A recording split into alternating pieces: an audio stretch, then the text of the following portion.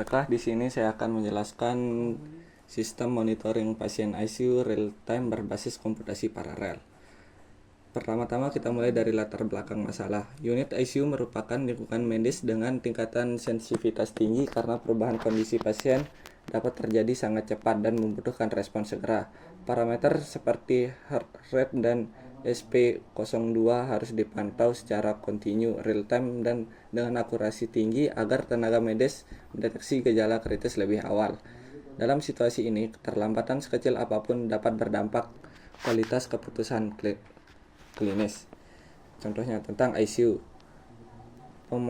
Parameter intensif di ICU menghasilkan aliran data sensor yang terus-menerus, cepat berubah dan berprioritas tinggi. Kedua, masalah konvensional. Pendekatan tradisional sering bergantung pada pemrosesan terpusat yang rentan mengalami bottleneck ketika banyak data masuk secara simultan. Solusi arsitektur. Edge arsitektur memindahkan sebagian proses pengumpulan dan pemrosesan data lebih dekat ke sumber sensor sehingga beban jaringan berkurang dan respon menjadi lebih cepat. Sementara itu, komputasi paralel memungkinkan pemrosesan multicore dilakukan secara bersamaan untuk menangani beberapa aliran data sekaligus sehingga throughput meningkatkan, waktu respon menurun, dan sistem lebih andal untuk pemantauan ICU. Implikasi teknis. Dengan membagi tugas seperti filtering, deteksi anomali, sinkronasi data, dan visualisasi ke beberapa thread atau core system dapat mengurangi penumpukan proses pada suatu jalur komputasi. Tujuan proyek. Di sini ada 3 tujuan proyeknya. Pertama, data people terdistribusi, Python multiprocessing murni. 3, pengukuran efisiensi hardware. Yang pertama, mengimplementasikan alur data yang konsisten dari edge device ke agregator agar setiap pembaca tanda vital dapat dikirim, diterima, dan diurutkan secara terstruktur tanpa mengganggu proses akuisisi di sisi edge. Kedua, Python multiprocessing murni memanfaatkan proses full executor untuk memproses data medis secara paralel pada beberapa proses terpisah sehingga beban komputasi dapat dibagi tanpa bergantung pada library eksternal atau infrastruktur tambahan. Ketiga, pengukuran efisiensi hardware menganalisis matriks speedup, scalability, dan utilisasi worker untuk menentukan konfigurasi proses yang paling optimal terhadap kapasitas CPU dan karakteristik beban kerja. Pengukuran ini penting untuk mengetahui apakah penambahan worker benar-benar memberikan peningkatan performa yang sebanding atau justru menimbulkan overhead.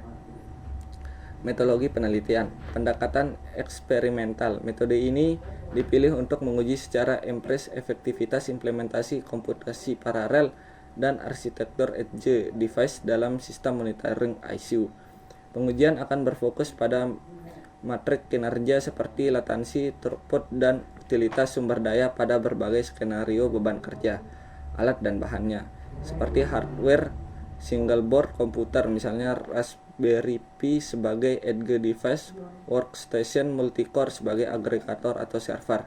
Kedua, softwarenya, Python, pustaka multiprocessing, PHO, MQTT untuk komunikasi simulasi data sensor fisiologis detak jantung SP02. Prosedur pengujian sistem. Setup lingkungan. Konfigurasi edge device untuk akuisisi data dan pemrosesan sinyal. Skenario uji. Variasi jumlah worker, frekuensi data, dan beban komputasi untuk simulasi kondisi ICU. Pengukuran metrik, akuisisi dan analisis data, latensi, serta utilitas CPU. Arsitektur edge consumer. Arsitektur ini memisahkan pra-produser dan konsumer untuk mengalirkan data vital ICU secara kontinu, terstruktur, dan mudah diproses secara paralel. Yang pertama, proses edge simulator. Proses mensimulasikan 5 bed ICU dengan menghasilkan data pasien secara periodik dari tiap bed. Kedua, pembangkitan data. Data dibentuk secara stem kontinu dengan karakteristik temporal, misalnya time step, ID bed, dan parameter vital. Ketiga, data flow mechanism. Aliran data bergerak dari produser ke konsumer melalui mekanisme stream atau buffer yang bersifat berurutan. Keempat, consumer parallel agregator. Konsumer menerima stream, mengumpulkan record menjadi batch, lalu melakukan checking agar tiap pemotongan dapat diproses sebagai unit kerja terpisah dengan terpisah. 5. Prosesor pool eksekutor. Prosesor pool eksekutor dipakai untuk menjalankan beberapa proses Python secara simultan. Keenam, efektivitas untuk ICU monitoring. Arsitektur ini cocok untuk ICU karena mampu menjaga respon tetap rendah saat data terus bertambah, mendukung pemrosesan paralel untuk banyak bed, dan meningkatkan skalabilitas ketika jumlah stream atau frekuensi pembaca meningkat. Hasilnya adalah people yang lebih andal untuk observasi pasien secara near real time. Ya, berikut akan dijelaskan lagi oleh kelompok saya. Silahkan Alfi.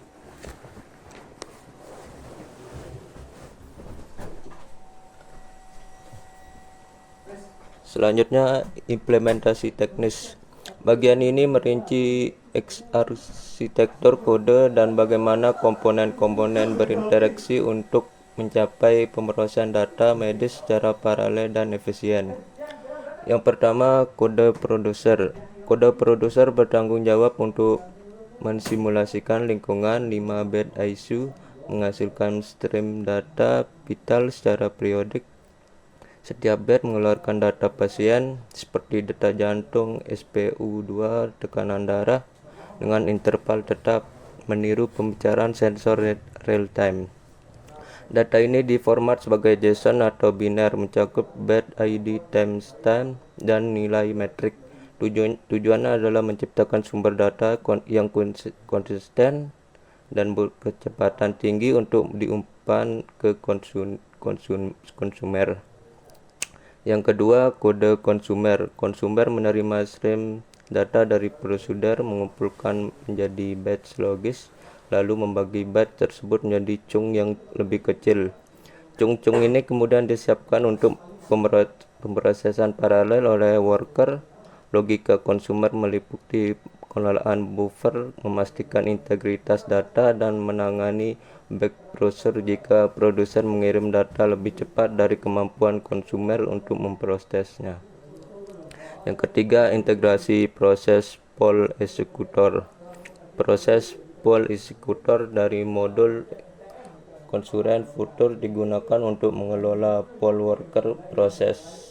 Setiap chung data yang dihasilkan konsumer diserahkan ke eksekutor untuk diproses oleh worker yang tersedia. Pendekatan ini memungkinkan pemanfaatan optimal dari core CPU yang ada, di mana setiap worker secara independen dapat dilakukan agregasi, validasi, atau transformasi data tanpa saling memblokir. Yang keempat, contoh eksekusi. Sistem diinisiasi dengan menjalankan produser dan konsumer secara terpisah, seringkali sebagai proses independen atau dalam kontainer. Proses akan mulai memancarkan data dan konsumer akan secara otomatis menyerap, mainback, dan mendistribusikan data ke pool proses untuk pemrosesan. Output eksekusi dapat berupa log pemrosesan, hasil agregasi, atau visualisasi real time menunjukkan status kesehatan sistem dan data pasien. Selanjutnya, struktur direktori proyek. Pertama, produser atau Edgar Davis P. Modul simulasi 5 bed ICU yang menghasilkan data tanda vital secara kontinu, biasanya berisi fungsi seperti generator data, pembentuk payload pasien, dan logika pengiriman stream dari sisi produser. Selanjutnya, consumer agregator P. Modul pemrosesan paralel untuk menerima batch data, melakukan chunking, dan menghitung metrik agregasi. Implementasi umumnya memanfaatkan proses pool eksekutor untuk membagi beban kerja ke beberapa proses. Selanjutnya, requirement TXT atau dependencies mendefinisikan mendefinisikan dependensi inti proyek Python seperti library untuk pemrosesan paralel, manipulasi data, kebutuhan simulasi file. Ini memastikan lingkungan eksekusi konsisten di semua mesin. Selanjutnya config files. File konfigurasi menyimpan parameter penting seperti jumlah byte, ukuran batch, interval pengiriman, ukuran chung, dan threshold. Metrik konfigurasi memisahkan logika program dari nilai yang mudah merubah. Selanjutnya Python Virtual Environment untuk isolasi dependensi proyek. Folder ini menjaga instalasi paket tetap terpisah dari sistem agar eksperimen lebih stabil dan reproducible. Selanjutnya interaksi modul. Produser membangkitkan data tanda vital. Data dikirim ke konsumer. Konsumer mengelompokkan byte menjadi chung. Setiap chung diproses paralel. Hasil agregasi dikembalikan sebagai output analitik.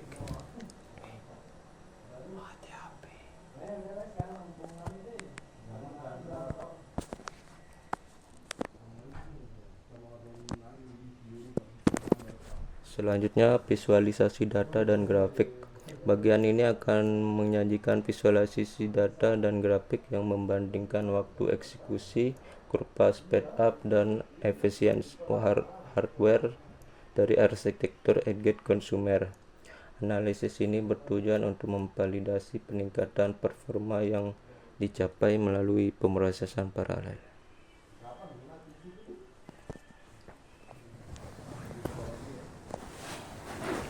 Baik, di sini saya akan melanjutkan presentasi yang berikutnya. Nah, di sini ada visualisasi data dan grafik. Di bagian ini kita akan menyajikan visualisasi data dan grafik yang membandingkan waktu eksekusi, baik itu kurva speed up dan efisien hardware dari arsitektur Edge consumer. Analisis ini bertujuan untuk memvalidasi peningkatan performa yang dicapai melalui pemrosesan paralel. Dan kemudian di sini ada tabel hasil uji pengujian performa. Di sini ada jumlah workcase IP, workcase, waktu eksekusi, speed up, efisiensi atau disingkat dengan EFV. Kemudian di sini kan ada waktu eksekusi. Itu durasi total proses untuk menyelesaikan satu batch. Pemrosesan data semakin kecil nilainya, semakin cepat sistem merespon data masuk. Kemudian ada speed up, perbandingan kinerja antara satu worker dan konfigurasi paralel. Nilai di atas 1 menunjukkan adanya percepatan pemrosesan.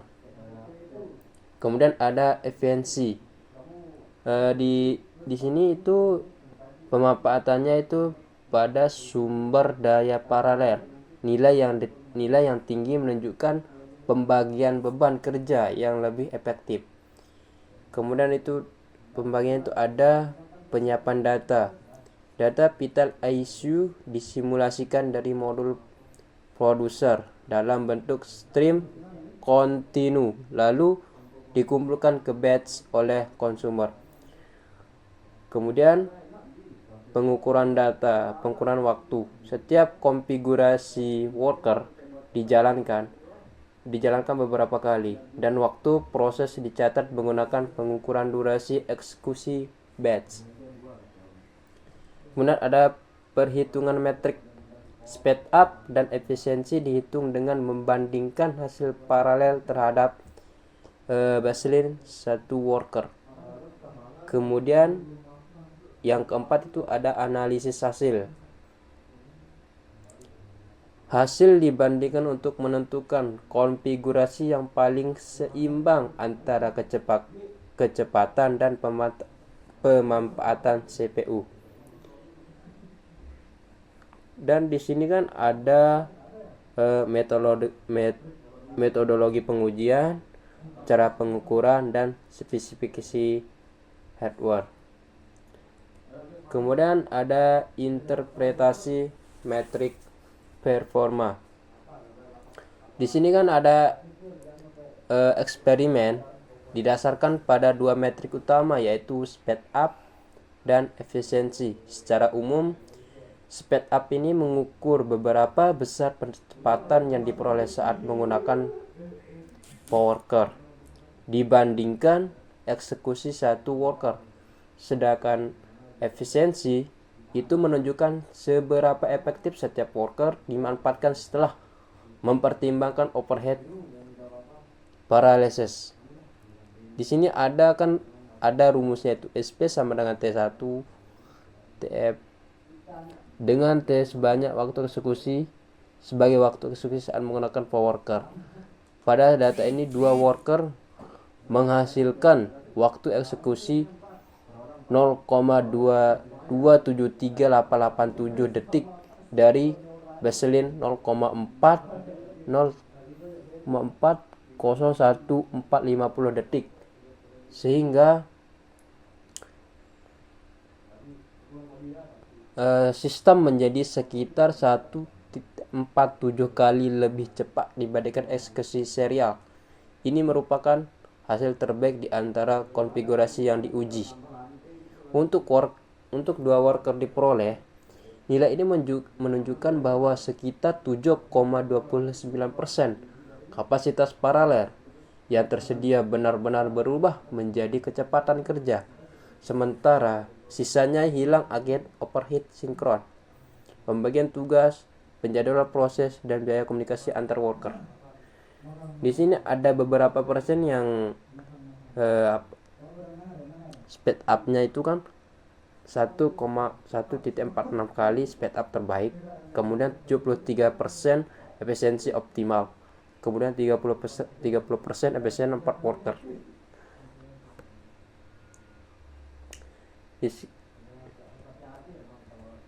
Di sini akan ada diskusi hasil eksperimennya, yaitu 1. Perbandingkan dengan penelitian terkait.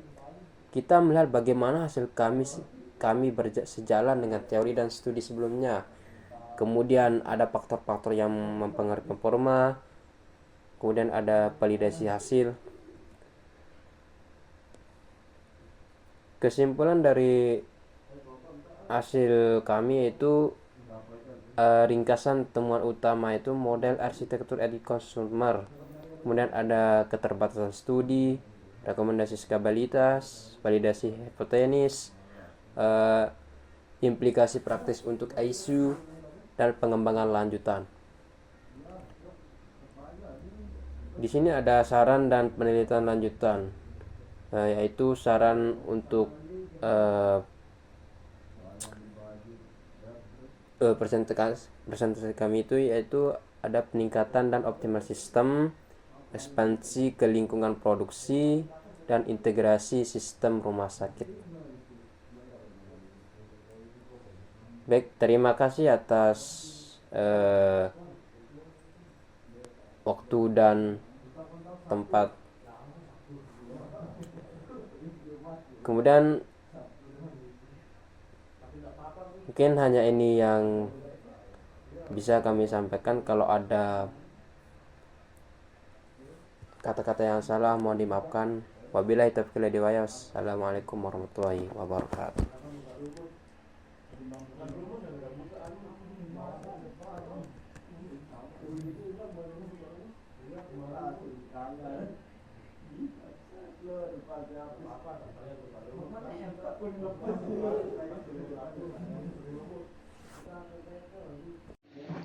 Assalamualaikum warahmatullahi wabarakatuh.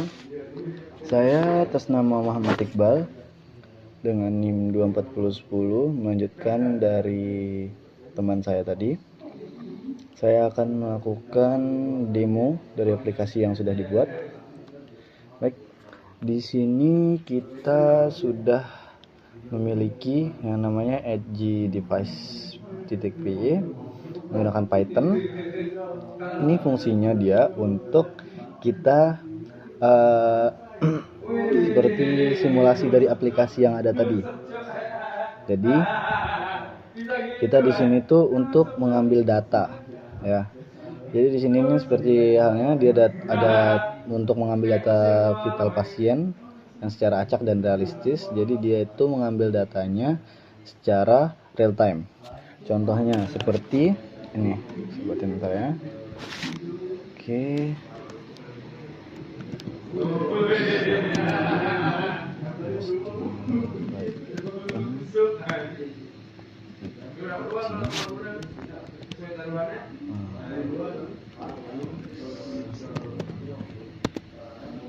Nah, ini di sini dia akan menghubungkan ke broker karena di sini kita menggunakan 5 bed. Jadi di sini ada 5 bed data ya.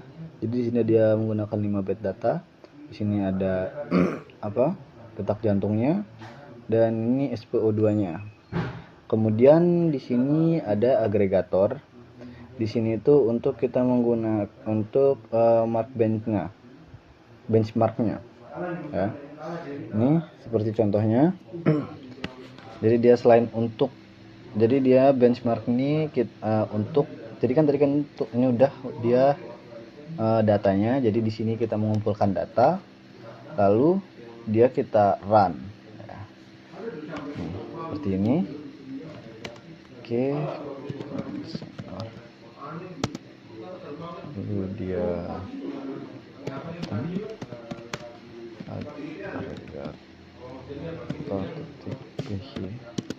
Nah, sini dia akan mengambil 400 sampel data dari antrian pasien yang tadi ini, data yang tadi. Lalu dia akan di-runin di sini nih. Berapa lama waktu yang digunakan? Berapa lama waktu digunakan? Jadi kalau dia menggunakan cuma 1 worker doang, dia akan menggunakan waktu segini. Kalau 2 worker dia menggunakan waktu ini, dan 4 worker dia menggunakan waktu segini sekian. Ini speed up-nya ini 1, ini 9871, dan efisiensinya dia lebih efisiensi menggunakan 1 worker. Jadi efisiensinya itu sampai 1 dia. Ya, sekian saja dari saya. Sekian. Assalamualaikum warahmatullahi wabarakatuh.